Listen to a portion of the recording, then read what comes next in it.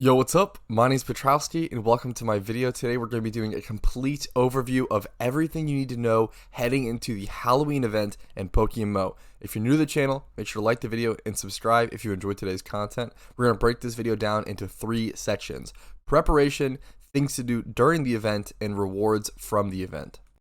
Now, I'd say there's 3 things you can prepare going into the Halloween event. 1 being your Pokeyen stack, 2 being the Pokemon that might be needed to complete this year's event, and number 3, just your mind and information and knowledge heading into the event. So first things first, let's talk about the Pokeyen. Why would you need Pokeyen? Mainly 2 reasons. Either 1, you want to invest long term in things that will be very cheap during the event and then historically go up over time. We've seen this time and time again with sealed products like Goodie Bags. If we go onto the GTL and look up Goodie Bags, you'll see that last year's were around 27k right now. They were around 10k during the event. But if we go back even further and look at, let's say, a 2021, we see, a more expensive Goodie Bag. 2019 Goodie Bags are 300k a piece. If you just go back further and further, they just get more and more expensive. So historically, Goodie Bags and sealed products like this will become rarer and more expensive over time as the Vanities stay desired, but they were only available during that event.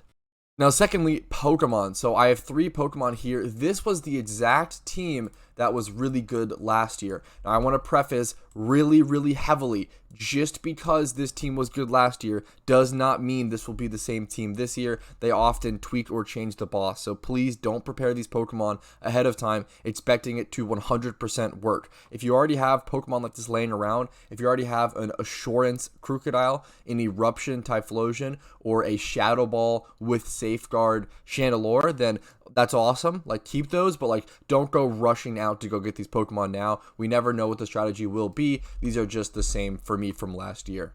And those Pokemon were just needed for the boss. Most people don't end up actually doing the boss for most of their Pokeyen. Most will end up doing special candy and farming kids, and we'll talk to that in a quick sec. But third thing is just knowledge and information. Honestly, the best thing you can do for this is checking up on old forum posts or old forum guides on the Halloween event, or checking out my YouTube channel, as sellout it is. It's really just true. I have a Halloween 2021 playlist for the event if you want to check out all the guides back then, and I'll be linking a lot of them down below as they become relevant to this video and as we talk about them. So check out my Halloween 2021 PokeMMO playlist and check out the forums.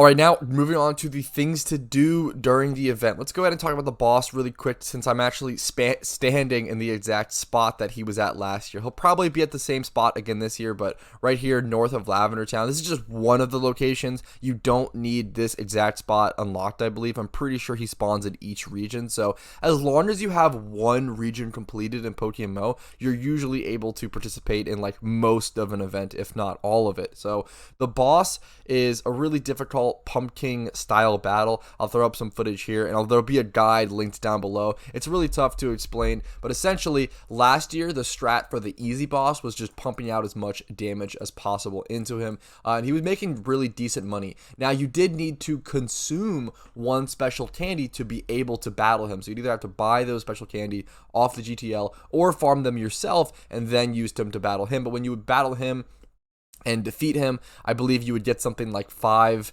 Goodie Bags after defeating him, so you get a decent reward. It would take around 5 minutes or so to do 1 battle at a really efficient and fast pace. And then, yeah, it was pretty easy once you get the strategy, once you get the Pokemon down, but coming to a strategy for a boss fight is always difficult. When a new event drops, if it's tough to find, it can be really tough, especially to make a guide for it. I will be trying to make an updated guide on this year's boss battle as soon as I possibly can, so subscribe and watch out for that video.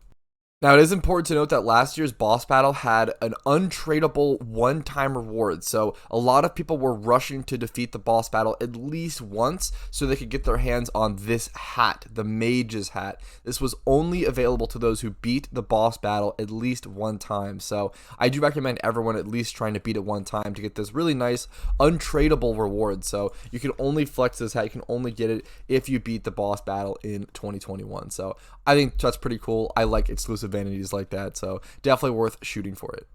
All right, now the second main thing to do during the event is running around and defeating kids. So what happens is essentially you're running around and defeating children and stealing their candy. That is literally the premise of the event. So you end up just running around to random cities, random locations, watch global chat, team chat, whatever communal chat you have, they will usually be being called in that chat. So people will say like, which kid, Saffron City South, and you'll come down here. She'll probably be standing right here. You'll battle her. She'll have like level 80 Pokemon or so. So usually with these kids, as long as you have a single level 100 PVM Pokemon, you'll be able to beat them. They're really easy to battle. The fight shouldn't be an issue whatsoever as long as you have one high level Pokemon.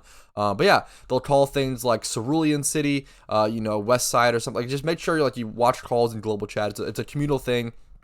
Very similar to swarms and stuff like that if you're not familiar. So they'll reward you with one special candy on each fight. And I actually had a guide last year that during the early parts of the event, special candy farming makes a disgusting amount of money. During the first couple hours of the event, I was making 600k Pokeyen per hour from farming special candy. It was absolutely insane. So definitely try to be on playing the event during those first couple hours. That is the best way to make a disgusting amount of Pokeyen.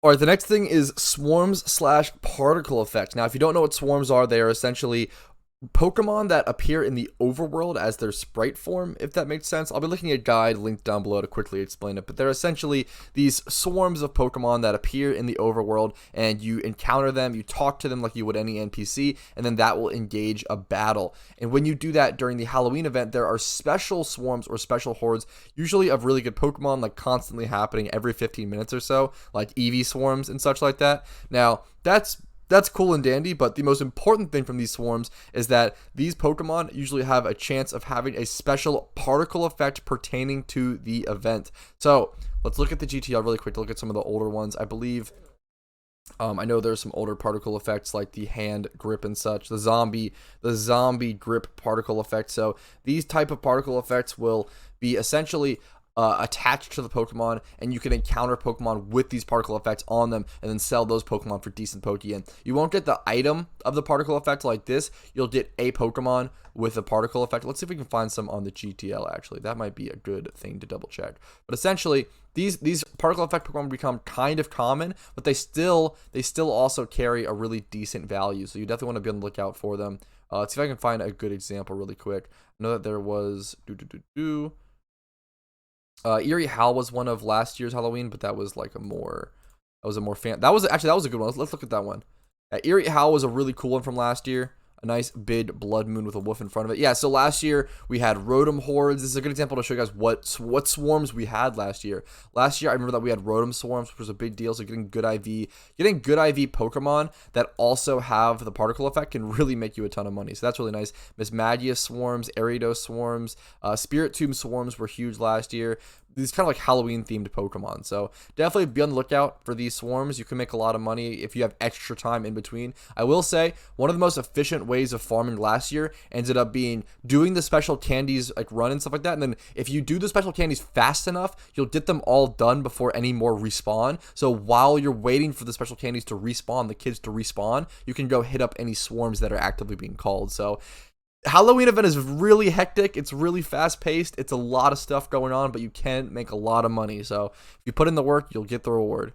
Now, the fourth thing you can do during the event is simply to invest. Now, I will say as a very, very general rule during events, I usually say to sell everything during the first half of the event and buy everything you want during the second half. During the first half, everything's going to be way overpriced, super, super expensive. The hype is there. People want to open the things and gamble, the goodie bags and everything. And I don't recommend just stay away from the hype, just ignore it. And then wait until the second half when prices are going down and declining. And you want to try to pick up stuff, obviously, at their bottom out price, but you never know when that bottom out price is going to be. So it's all a guessing game and kind of like looking at trends and trying to figure it out. But thankfully, we do have the PokeMMO, financial website now that like going to be able to track everything and track the stocks. What's it called? PokeMMOprices.com. There'll be a lot of links down below in the description. So make sure to check out. Everything should be down there. Pokemon prices. The swarm guide, special candy guide, the boss guide, everything should be linked down below. But yeah, essentially investments. I will say, if you want to invest, I don't recommend people investing into PokeMMO products like that unless you're willing to hold that item for 2 years. If you don't see yourself either A, having the patience to hold an item for 2 years and not sell it, or B, not be playing PokeMMO in 2 years, I don't recommend investing. There are some short-term investments you can make, but they're a lot riskier, and I'm not going to get into that in this video. Now, on to the next section of the video, which is going to be rewards. We already talked about it briefly, but the main reward from this event is going to be the Goodie Bags and Pumpkin Goodie Bags. As you can see, I'm still stocked up from last year. So these are the ones that I've invested in and kept in. These are what you'll be getting. These things will have mostly vanities. Like most of the main reward from these sort of events are unique vanities that are specific to the event. So make sure if there's any vanities that you like during the event, during the later half, maybe during like towards the end of the event, make sure to pick them up before the event is over, or before like the hype, stuff like that. You can pick them up later on. Like sometimes an event will end and then like 1 to 3 months later the item will actually reach a new bottom out because hype is kind of gone. So be on the lookout for that, but make sure to pick up the vanities you want, because usually after the first year, maybe 2 years, these vanities will only just rise and rise and rise and rise in value. So make sure to pick up the ones that you want for personal use or for investment reasons. Now, these bags don't just have vanities, they have an assortment of TMs usually, things like rare candies, maybe we'll see XP candies this year, etc., but mainly vanities are definitely the big ticket items you're looking for. And that's really the main reward. The main rewards being Goodie Bags, Pumpkin Goodie Bags, special candies, vanities, and then all of these things translate into Pokeyen. So if you don't care about any of that and you just want Pokeyen, feel free to sell it all as soon as you get it, and you'll make some really, really solid money. So definitely don't feel bad. Selling quickly or selling during the event is definitely a fantastic tool. All right, now as a little honorable mention section, I actually want to talk about things to look out for this event. There's really only one thing I wanted to mention really quickly. I think alpha Pokemon, it's possible that they make a return. If you don't know, alpha Pokemon were Pokemon that were only available during the 10-year anniversary event, and they were essentially a way to release hidden abilities into PokeMMO. There are these Pokemon that have access to their hidden abilities. They do have slightly better stats. They're similar to Swarm Pokemon, but you can only catch one per account. And alpha Pokemon are really expensive, really interesting, especially alpha starters and stuff. They get really, really, really expensive. But I think alphas could return. The reason being, they were only released, there was one alpha released a day during the 10-year anniversary event, and they released a couple to release those hidden abilities. And then on the forums, one of the head developers said that they had upwards of 70 to 80 species of Pokemon, like their alphas created and ready to be released. They just wanted to release them slowly to make sure everything's balanced. So I think a good way for them to release them slowly would be to slowly creep them into like events each time. So if we saw them in the Halloween event, maybe Christmas, that'd be really cool. I think it's really interesting.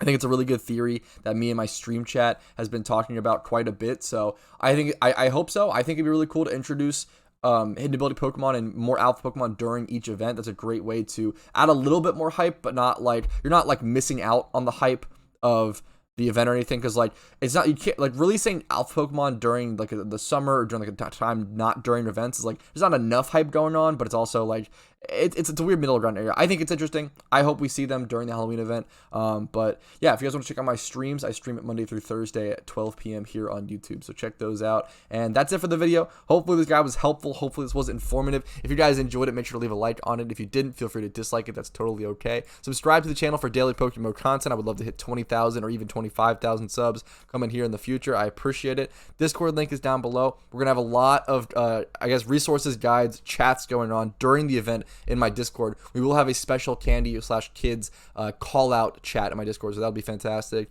and I appreciate it. Thank you guys. Have a good day. Have a good one. I'm excited for the event. Hopefully you guys are excited for the event, and I will see you guys during Halloween. Yo, what's up? If you're seeing this, that means you made it until the end of the video, and I think that's really cool. So first of all, thank you so much for that, and second of all, thank you to everyone who has their name on here who went above and beyond and supported the channel financially in some way, whether it was YouTube memberships, Twitch Primes, Twitch subs, PayPal, etc., etc. All your support goes a long way, and it lets me do what I do every single day. It lets me try to make the best PokeMMO content possible. So thank you all so much. Have a good one. I'll see you guys later. Peace.